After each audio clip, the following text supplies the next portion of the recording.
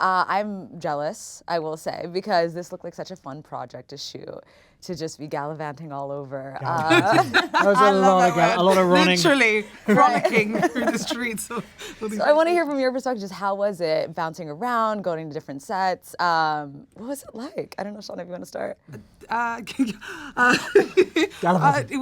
now I can't get the gallivant out of my head. Although we oftentimes get to gallivant from one set that is next door to another set in a different country.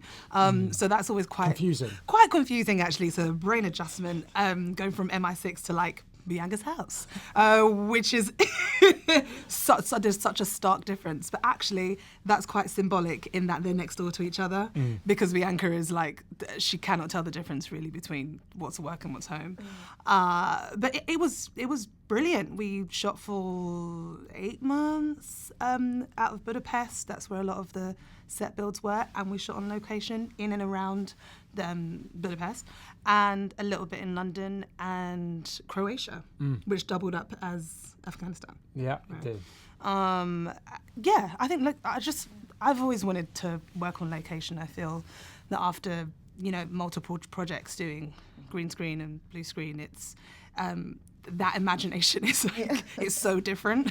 And when you're on location, you just have the real trees and things to play with. I call it White Lotus envy. Like when I sit and watch White Lotus, I'll be like, why have I never had a job like that? Why do I never get to go to all these exotic climes? And so I feel like I manifested the Day of the Jackal through a want to, and it was beautiful. We've got it's so part of the DNA of this show is this globe-trotting Europe as a kind of playground almost, and we got to go to Vienna, as Ashana said, Budapest, Croatia, the Dalmatian coast down there was so beautiful. And even London, I feel that, Brian, our director, and Chris, our DP, they got up in a helicopter at 4:00 in the morning and shot London as the sun was rising over the Thames. And so you see the city emerging from the mist. And even London is kind of, I would say, reframed in a way that we haven't necessarily seen before. So it never looks like that normally. It's not grey, pissing with rain.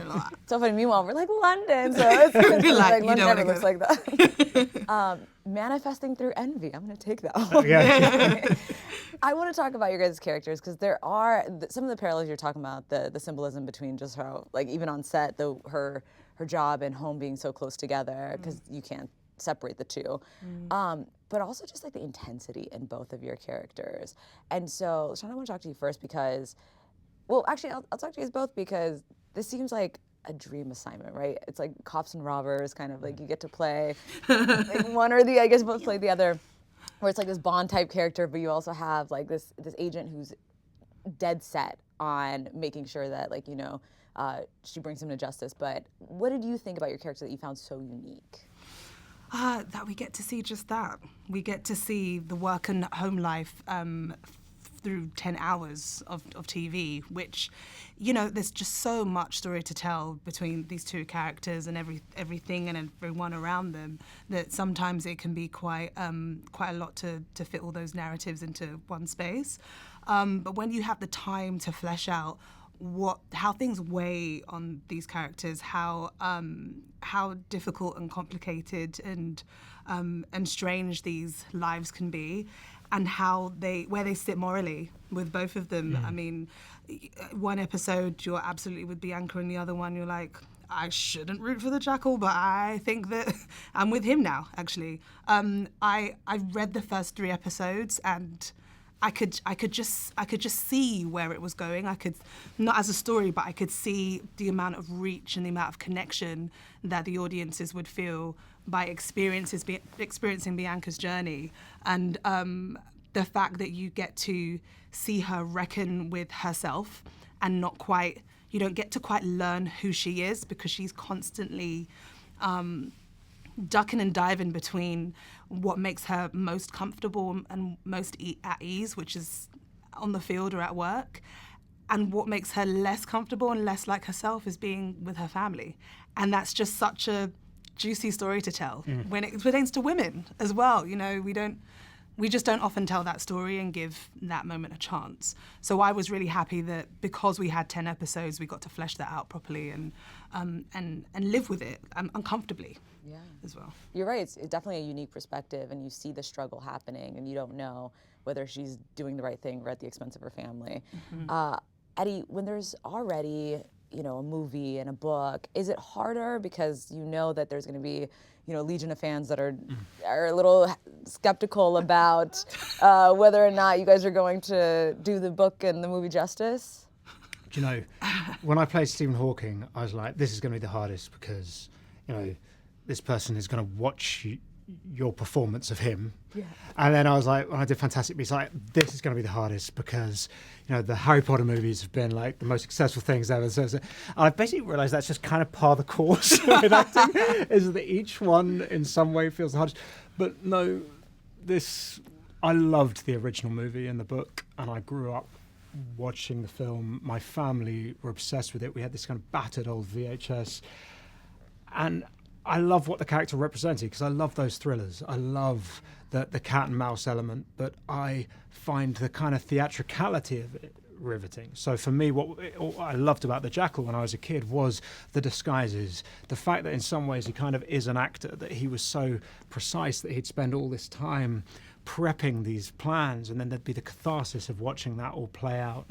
And what I like about this series is it's got the DNA of all that, and it's made by people who have great respect for the Forsyth book and the Edward Fox movie, but it feels hopefully of the now, and that all those elements together were just so compelling to me. Yeah. What was the most challenging part from your guys' perspective about shooting this?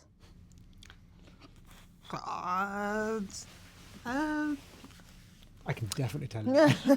Just go on You want to there. go first? Watch your face first. Mine was the moment. So I don't speak any German, and I had to play this German character, and so I learned all this, how to say these German words purely by the music of it, learning from someone who spoke German. But he's also meant to be a 70-year-old chain smoker, and so I thought I had like keiner sagt einen was an diesem.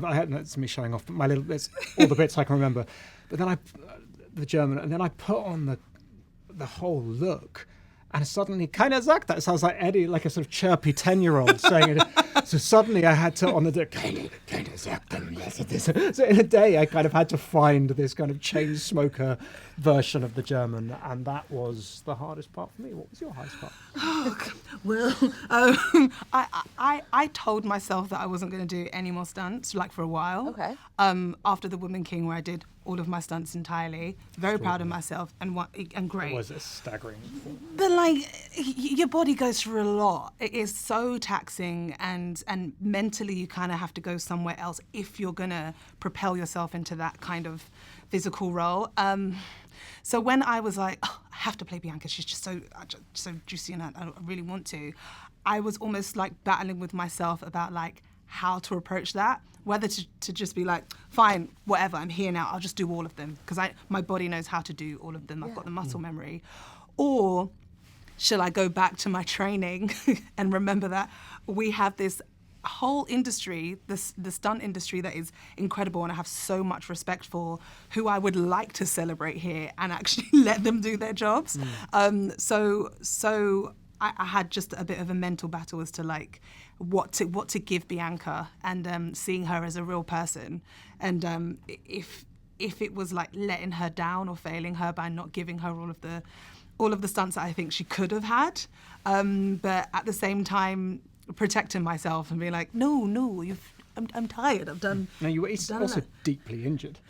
Oh yes, that part as well. Yeah, it's not to mention, and that's tough as well. And this is how taxing it is on the body sometimes. And I'm not a person that even realizes my eyeball's fallen out. I'd be like, and we'll just hold it here and just carry on doing the scene. That'd be a cool movie. Exactly, me and my eye. Why is that like Death Becomes It? I was like, Yes! Oh my gosh, yeah, it's a bit like that. the next genre of movie. Yes! We're going to do a film. We're busy trying to work out what genre. I was just going to say, I don't interrupt, but like, I love your chemistry. I mean, tell me about your friendship. Have you guys known each other before? Is this? Because this feels so natural. I love that you say that, because basically the weirdest thing about the making of this series is our paths crossed, I think, twice on set. Yeah. So our friendship is born out of producing the thing, and we were also. I say it's because both of our characters were very obsessive, meticulous, and granular.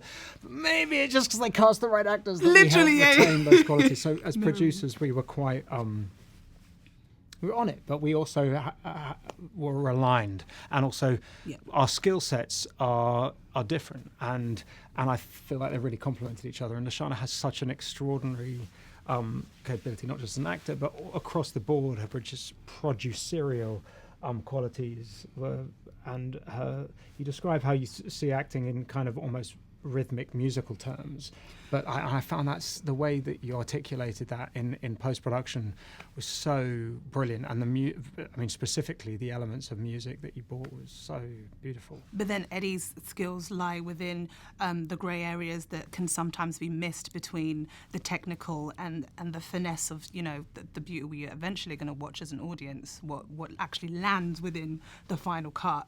And those grey areas were paid so much attention to by Eddie in terms of just that the granular in VFX and lighting and the grade and just like creative choices that help to celebrate everyone's work, because there's so much hard work that gets put into this, from costume to hair and makeup to the writing, and all of those really got to sing because of the kinds of conversations that we were able to have evoked by Eddie, but also just in collaboration. It was just great to see that and to know that we're aligned as the two people heading this thing. It's important that we shared the same kind of like satisfaction in knowing that I know that was only 1 second that we added to this scene, but it made all the difference. Cut to when you're watching Dare the Jackal with our families. Like, stop. Wait, that Viz effect. What do you think of that? What do you think about that bird? You see that bird that just honest, and he's I not fought joking. for that bird. Literally, I'm going to talk about the Foley that I did. I went to the Foley studio when I did one of your car crashes. Oh my God. You'd be like, pause! This is my moment, my extra credit that I get. You two can only watch it with each other, honestly. That's true, yeah, we should. It'd be really boring. We wouldn't play it. It would take 3 hours to do one episode. We'd be like, pause. Did we make the right choice here? Run it back. No one cares. Exactly. But we do, forever. Yeah.